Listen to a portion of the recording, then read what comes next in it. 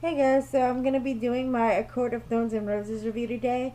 This has been a really popular book that's been floating around Bookstagram and Booktube, and I'm late to the party. I finally decided to read it when the sequel came out so that when I decided to buy the sequel, I had already read the first book. This is by Sarah J. Maas, and it is a larger book, so it took me a little longer to read it. I read it from May 7th to May 15th. And even though I still love my Holly Black Fairy books more than this series, I had to admit it was a good read, so I gave it 5 out of 5 stars. And I'm realizing I'm giving a lot of 5 out of 5 stars ratings lately, so I'll probably do a top 10 best books of the year once the year ends, because there was just so many good books I've read. A little bit about this book. It is a retelling of Beauty and the Beast, but with fairies. You got your main character, Feyre. She accidentally kills someone of the Fae, and so she's taken to, let's see if I can say the city right, Perithian, to live out her, pretty much her penance for her crime. But the person that takes her has pity on her because he doesn't like useless bloodshedding, so he's like, either I could kill you or you can come with me to Perithian, land of the fairies.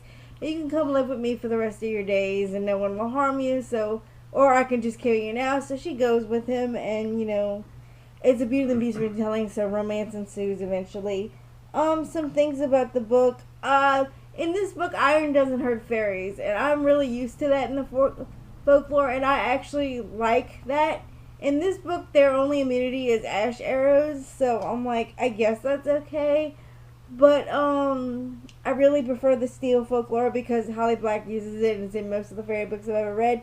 And I just like the way they use it. It's a little bit more poetic to me, so I was kind of disappointed that iron doesn't really hurt them.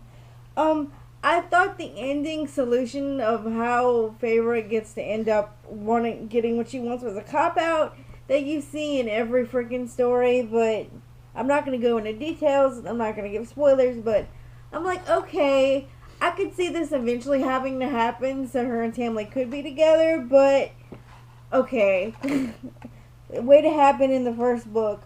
A lot of people, after reading the sequel, A Court of Mist and Fury, are very much team Rhysand, I think his name is. They showed you how to pronounce it at the end, and I kind of forgot.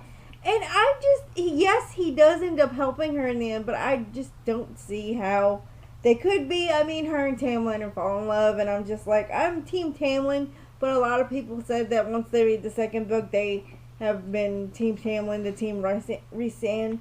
So I'm like, maybe I'll end up on Team Rhysand by the next time I read the book. I don't know. Ooh, my favorite part of the book was the starlight pool. It's like literally like a pond of starlight that you could swim in, and that was awesome. It's a really good extra thing in the book. I really like Lucian's character. He's one of my favorite characters. I just thought he was cool. I love redheads, and he was all cool, so I really liked him. I have to admit that our main character, Feyre, is pretty awesome. I mean, in the beginning of the story, when she accidentally kills a Fae, she's hunting for food for her family, and she's pretty badass and really takes care of herself. I mean, she does get help from characters later on in the book, but she takes on all these challenges and gets beat up constantly, and she still manages to be awesome, so I really like her. Nesta, her sister, who I really couldn't stand at the beginning of the book, has a character development transformation that I really appreciated seeing, and I was really surprised that happened because I didn't think it was going to happen.